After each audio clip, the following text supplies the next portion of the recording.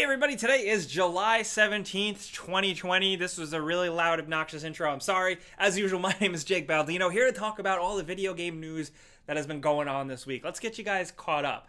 If I look extra tired, it's because I've been playing Ghost of Tsushima for like however long, 12 hours straight. I stopped only to make this video. The Before We Buy is coming tomorrow, so keep your eyes peeled for that. If you're watching on Friday, it'll be up on Saturday. Anyway, let's jump into the news. Pretty exciting, actually. We got our first actual look at Far Cry 6 through screenshots, the old-fashioned way. Remember when all we had was screenshots? So I'm surprised they didn't put these out earlier because this looks pretty impressive. It also looks very much like it's going back to more of like the simpler vibe. This gives me Far Cry 2 vibes, if that makes any sense. But this is clearly like some sort of next generation or high-end PC screenshot. You can really kind of see some open world stuff going on. The draw distance does look impressive. From what we've seen with like the pre-order bonuses and stuff, it does seem like they're emphasizing kind of crazier weapons and some of that goofier Far Cry vibe. But I just like seeing this here. Also, the shot of the city, for some reason, I don't know why, I initially thought it looked like Cyberpunk, which is definitely not what the game is going for at all. But this comes hot off the heels of Ubisoft revealing both this with a cinematic trailer, also Watch Dogs Legion gameplay and AC Valhalla gameplay. We talked about this briefly last week, but the screenshots I thought were worth highlighting because now we can actually at least kind of see what the game is. Spoiler alert, it's Far Cry. I'm curious to hear what you guys think, but I do want to jump right to the next story because this is crazy. I love stuff like this. So Flight Simulator is dropping soon, Microsoft's next big update on like the legendary simulator franchise.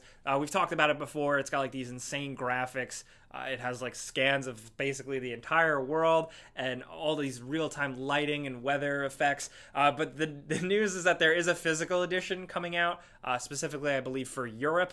And that sucker comes on 10 discs. That is 10 double-layer DVDs. And that is insane. I think it's been a while since we've seen anything like that. PC games in the past have come on like, I think 9 discs was the most, maybe. I believe EverQuest was a big one. I do like that the Eurogamer news article on this does point out that the Secret of Monkey Island 2 came on 11 floppy disks for the Amiga. That's kind of cool. But we're back at it again. Big old discs media. Hell yeah. If you don't want to download the 90 gigs or so, that is at least the base of Flight Simulator before the streaming stuff works in, you can buy all of these DVDs in a nice handy-dandy box. Just a weird, colorful story. We like talking about those, so yeah, there you go. Very much looking forward to getting my hands on that game and horribly crashing. In other news, something God, this is hard. We thought we were going to get a little more from this, but if you're watching this on Friday, this morning, Geoff Keighley, through the Summer Games Fest thing, revealed hands-on with the PlayStation 5 new DualSense controller. We didn't really get much information from it, though, other than just new looks, new angles of the controller. He said it felt good, obviously. Again, not too much to learn, but he did also have an interview afterwards with a Sony higher-up, one of the head marketing guys, who did point out that despite the rumors earlier this week that we were going to get a sudden reveal of the PlayStation price and pre-orders were going to go live, he said that he didn't know where that rumor came from, but he did stress the fact that we're going to know ahead of time. If you're out there and you want to buy or pre-order a PlayStation 5, you're going to know when those pre-orders go live ahead of time. You know, like a sneaker drop. But I do wonder when. The question everybody's still asking is when. Geoff didn't get any information out of the Sony guy for stuff like that. But I expect Xbox and PlayStation to start ramping this up, especially considering next week we have the Xbox event that's going to show off some games and Halo Infinite and stuff. I expect this pricing Cold War to start ramping up soon, or at least having some sort of conclusion at least. Now moving on, since we are talking next generation consoles, since we always are, we can't help ourselves. The news is that on the Xbox side, the Xbox One X and the Xbox One S discless version are both being discontinued. RIP, my dudes. Basically, this is them winding down the Xbox One console cycle and ramping up the next one. But if you'll notice, it's like they're not stopping all Xbox production because of Xbox's like platform thing where it's like they don't want to force you to immediately get one. At least that's their wording, that's their buzzwords. Console generations, the line's going to be kind of blurred, so like don't expect everything to go away overnight. But yeah, things are starting to move forward. Also announced, smaller news is that Xbox Game Pass Ultimate in September, Xcloud is going to be rolled into that as part of that package if you subscribe to that. And they're probably going to announce more about Xcloud, including its official name. I'm curious to see how that is. Again, it's getting really interesting just talking about all this stuff. It's two very different approaches from PlayStation 5 is a bit more traditionalist. Xbox is trying new things. I think that they both kind of benefit us, the players, in different ways, so it's fun to just kind of be along for the ride, man. And next up, this episode is brought to you by Raycon. You've probably seen these earbuds pop up online, endorsed by creators and celebrities and stuff, and that is because Raycon starts at about half the price of other earbuds, but they don't skimp out on the quality. Take a look at these, Raycon's everyday E25 model. Check them out, they're super discreet, low profile. I've been digging them for exercise and just kind of and whenever I get dirty, which sounds weird, but they don't fall out of my ears very easily. It's got a really tiny, small charging carrying case, which can charge the earbuds up to 4 times. The buds themselves have 6 hours of playtime, and they come in multiple colors, too. So if you don't like paying big bucks for the brand name, check these out. They're a longtime sponsor of our show, and all you gotta do is go to the link in the description below. It's also on screen here. By going here, you get 15% off your first order. It's buyraycon.com/gameranx. And thanks to Raycon for continuing to sponsor our videos. Now let's run down some trailers and stuff you may have missed this week. Of course, all of the things I talk about are linked in the description below. The first is the Ghost of Tsushima launch trailer, just for the fact that the game's out today. It's pretty exciting. It's a good trailer. Like I said, I've been grinding away on that like crazy, so expect the before you buy video pretty soon. Thanks for your patience. Sorry it's kind of late. We can't rush these things. Also, Nintendo. I want to talk about Nintendo. First of all, Paper Mario was out this week as well, but the news is that Nintendo and Lego are working together. We got a actual NES Lego set. Yes, it's a real thing. You can get the Lego set, you can get an actual game cartridge that you can build, and a CRT. It's pretty cool. Like, you can actually like make the little Mario work. The way they detailed it is pretty cool. I'm really into this. I haven't been into Legos for a while. Not after they made the B-Wing from Star Wars. Basically after that, I felt that Legos were complete. They peaked. That is a deep cut Star Wars reference. I apologize for that. What was I talking about? Oh yeah, Lego. The thing with Lego is that it's expensive. It costs $220, $230 roughly American.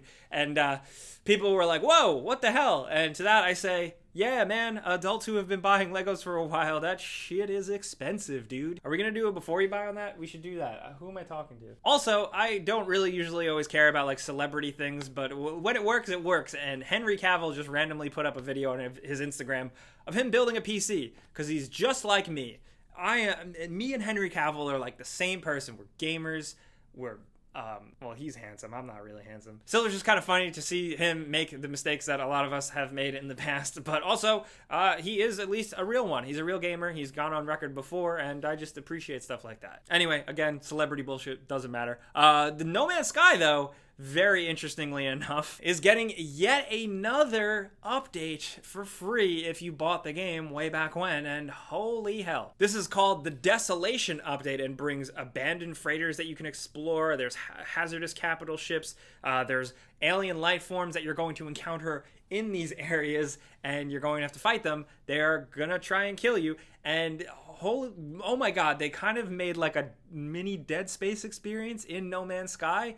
I love sci-fi space horror. This is absolutely perfect, and I commend them for continuing to give us free stuff. I've said it before, No Man's Sky, if you bought it day one and you didn't like it, it doesn't hurt to just fire it up now and see if now your $60 worth is in the game. I think it is, but yeah, curious to hear what you guys think. I know there's a lot of No Man's Sky heads out there. Also, I linked in the description below, just for the sake of kind of relevancy, the trailer for Ooblets, which is now in early access. Trying to talk about some more indie games here, but this one seems to kind of be taking people by storm, at least if you look on social media. Some people seem to be pretty hooked on this thing. It is still early access. I don't quite know what it is, but I'm going to try and find time to dig into this over the weekend between Ghost of Tsushima. If you are playing this, I would love to hear what you think, just because I couldn't really avoid everybody talking about this weird game.